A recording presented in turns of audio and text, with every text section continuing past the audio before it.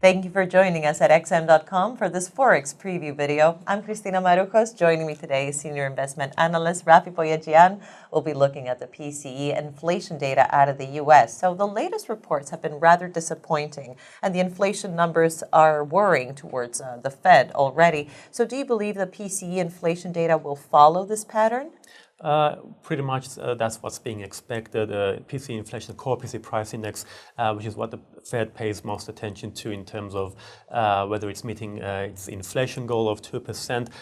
It's been heading lower in 2019. It was 1.6% in April. It's expected to hold there in May as well. Although that's not that far away from the Fed's 2% target. The Fed really wants to see indication that there is some upward inflationary pressures and that the core PCE price index will be able to head back up towards 2% rather than continue to drift lower. So that's the main worry for the Fed at the moment.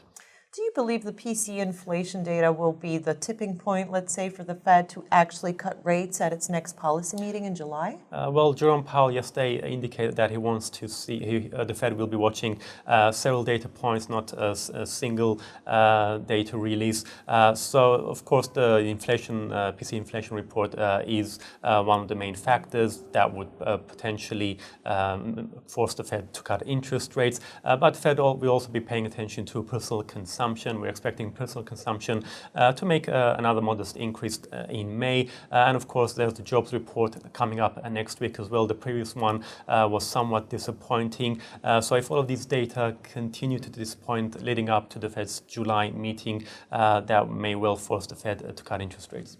And where does all this leave the dollar? I mean, the greenback lately has been under pressure, even though it picked up a little after Powell's speech yesterday, but it's still quite vulnerable. Now, do you believe the PCE inflation data will affect the dollar?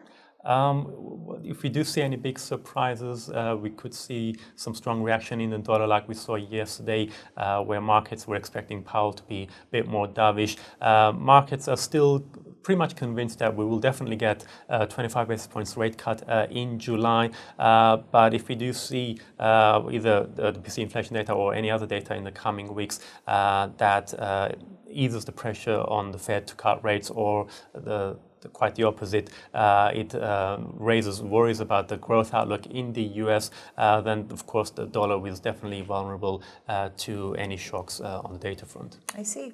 Rafi Boyajian, thank you for your insights and thank you for joining me. And thank you for watching us at XM.com.